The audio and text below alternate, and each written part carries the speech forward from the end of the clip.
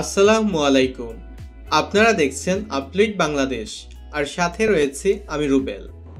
এই মুহূর্তে আমি এমন একটি জায়গাতে রয়েছি যে জায়গাটি নিয়ে আমরা ইতিমধ্যে অনেকগুলো ভিডিও আপনাদেরকে উপহার দিয়েছি। এটি বাংলাদেশের একমাত্র অ্যাক্সেস কন্ট্রোল এক্সপ্রেসওয়ে, যার দৈর্ঘ্য হচ্ছে প্রায় 48 কিলোমিটার, এবং এই দীর্ঘ বাইপাস এক্সপ্রেসওয়েটির অবস্থান কিন্তু ঢাকার খুব কাছেই। অর্থাৎ এটি গাজীপুর থেকে ঢাকা চট্টগ্রাম মহাসড়ককে কানেক্ট করবে ঢাকার ভেতরে প্রবেশ না করেই। অর্থাৎ ঢাকা শহরে যে যানজট রয়েছে সেটিকে বাইপাস করে দিয়েছে এই এক্সপ্রেসওয়েটি। আজকে এই এক্সপ্রেসওয়ের এদিকটা এসে দেখতে পাচ্ছি এটির টোল প্লাজার কাজও কিন্তু শুরু হয়ে গিয়েছে। আমরা আজ এই এক্সপ্রেসওয়ের বর্তমান অবস্থা তুলে ধরার পাশাপাশি জানাবো বিস্তারিত। আমাদের আজকের ভিডিওটি স্পন্সর করেছে অনলাইন বাংলা স্কুল। পৃথিবীর বিভিন্ন দেশ থেকে প্রবাসী শিশুরা এখানে বাংলা ভাষা শিখে থাকে। বিস্তারিত জানতে ভিজিট করুন onlinebanglaschool.com। তাদের ওয়েবসাইটের লিংক পেয়ে যাবেন ডেসক্রিপশন বক্সে। ঢাকা বাইপাস এক্সপ্রেসওয়েটি ঢাকা রিং রোড হিসেবেও কাজ করবে। এই বাইপাস এক্সপ্রেসওয়ের বেশ কিছু অংশ চলে গিয়েছে পূর্বাঞ্চলের মধ্য দিয়ে। এদিকটায় দেখা যাচ্ছে দুই পাশে সার্ভিস লেনের কাজ অনেকটাই শেষ হয়েছে, যা দিয়ে বর্তমানে যানবাহন চলাচল করছে। এছাড়া মাঝের যে অংশে মূল এক্সপ্রেসওয়ে নির্মাণ করা হবে সেখানেও বালু দিয়ে ভরাট করা হয়েছে। এই অংশের কাজ একটু দেরিতে শুরু হয়েছিল, যার কারণে অন্য অংশের কাজ থেকে এদিকের কাজটুকু একটু পিছিয়ে রয়েছে।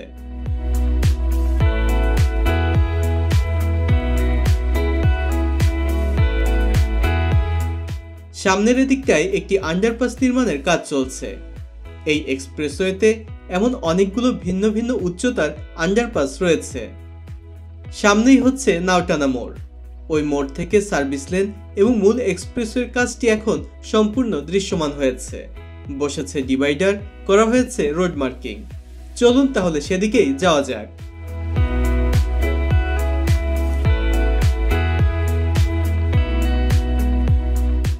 কাঞ্চন ব্রিজ থেকে এই নাওটানা মোড় পর্যন্ত কাজ শেষ হলে এই প্রকল্পের প্রথম অংশের কাজটি শেষ হবে।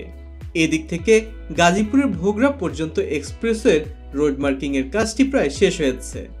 বর্তমানে 3টি স্থানে টোল প্লাজা নির্মাণের কাজও চলছে। এছাড়া সড়কে দিক নির্দেশক বসানোর কাজ চলমান। সামনের দিকে গিয়ে সেটিও আপনাদের দেখাবো।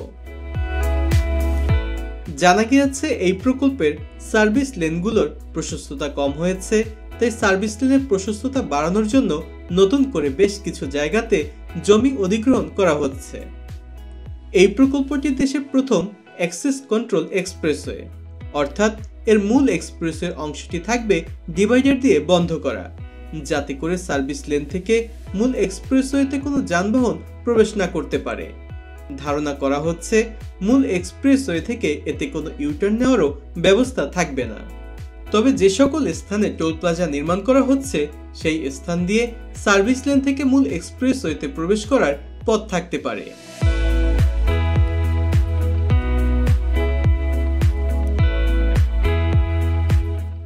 আগেই বলেছি এই এক্সপ্রেসওয়েতে রয়েছে ভিন্ন ভিন্ন উচ্চতার বেশ অনেকগুলো আন্ডারপাস। এগুলো রাখা হয়েছে স্থানীয় স্বল্পগতির যানবাহন, মানুষ চলাচল এবং সার্ভিস লেন দিয়ে ইউটার্ন নেওয়ার জন্য।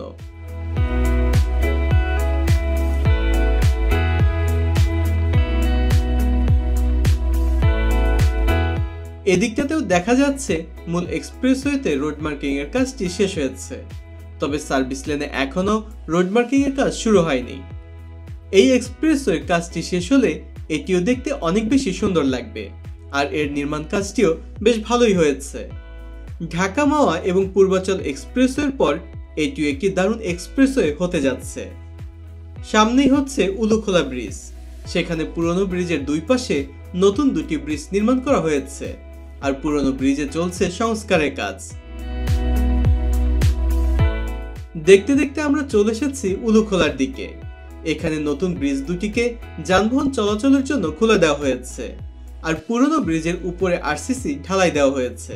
জানা গিয়েছে এই পুরনো ব্রিজটিকে সম্পূর্ণভাবে সংস্কার করা হবে। নতুন সেতু দুটি সার্ভিস লেন হিসেবে ব্যবহার করা হবে, আর পুরনো সেতুটি হবে মূল এক্সপ্রেসওয়ের অংশ। এই এক্সপ্রেসওয়েকে ঘিরে ইতিমধ্যে এর আশেপাশের মানুষের জীবনযাত্রার মানে এসেছে দারুণ পরিবর্তন। সেই সাথে শুরু হয়েছে এক্সপ্রেসওয়ের দুই পাশে বালু ভরাট করে স্থাপনা নির্মাণের কাজ। সেক্ষেত্রে লক্ষ্য রাখতে হবে নদীগুলো যাতে অবৈধভাবে ভরাট না হয়ে যায়। এই এক্সপ্রেসওয়ের কাজটি সম্পূর্ণ শেষ হয়ে গেলে উত্তরবঙ্গের দিক থেকে চট্টগ্রাম বন্দর এবং কক্সবাজারের দিকে যাওয়া আসা অনেক বেশি সহজ হয়ে যাবে। এছাড়া ঢাকার ভেতরের মূল সড়কের চাপ অনেকটাই কমে আসবে। বর্তমানে ভোগড়া বাইপাস থেকে কাঞ্চন সেতু পর্যন্ত 25 কিলোমিটার অংশের কাজ এবছরই শেষ হওয়ার সম্ভাবনা রয়েছে। এছাড়া কাঞ্চন ব্রিজের পর থেকে মদনপুর পর্যন্ত অংশেও নির্মাণ কাজ চলমান আছে। ওই অংশের কাজটিও 2026 সালে শেষ হবার কথা রয়েছে।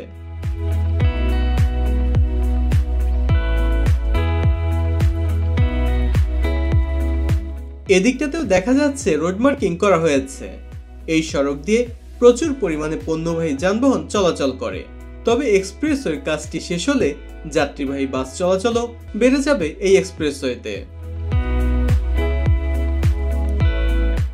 আমরা এবারে চলে এসেছি নাগদা সেতুর দিকে। এই সেতুটিও উলুখোলা ব্রিজের মতোই সংস্কার করা হচ্ছে। এর দুই পাশের নতুন সেতু দুটি সার্ভিস লেন হিসেবে ব্যবহার করা হবে। নতুন সেতু দুটি যানবাহনের জন্য খুলে দেওয়া হয়েছে।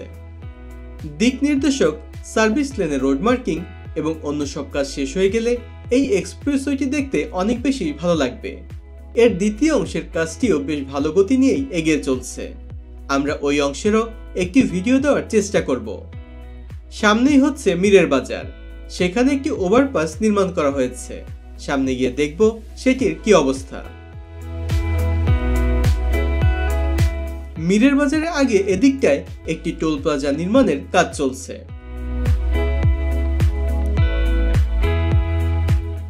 দেখতে দেখতে চলে এসেছি মীরের বাজার ওভারপাসে। এর কাজটি অনেক আগেই শেষ হয়েছিল, আর এবার এসে দেখতে পাচ্ছি রোড মার্কিং এর কাজটিও শেষ হয়েছে। এখানে একটি রেল লাইন এবং চৌরাস্তা থাকায় এই ওভারপাসটি নির্মাণ করা হয়েছে। ওভারপাসের নিচের দিকে রাখা হয়েছে সার্ভিস লেন। কিছুটা সামনের দিকেই এরকম আরো একটি ওভারপাস রয়েছে।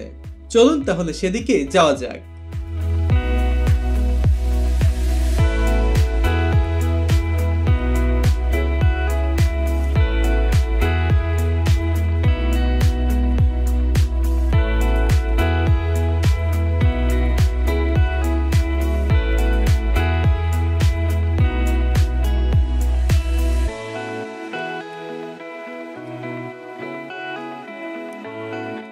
দেখতে দেখতে আমরা চলে এসেছি ধীরাশ্রম রেল ওভারপাসের এদিকটায়। মীরের বাজারের মতো এখানেও রেল লাইন এবং একটি চৌরাস্তা রয়েছে, যার কারণে এখানে ওভারপাস নির্মাণ করা হয়েছে। এই ওভারপাসের এক পাশে রোড মার্কিং এর কাজ করা হয়েছে, আর অন্য পাশে রোড মার্কিং এর কাজটি শুরু হয়েছে কেবল।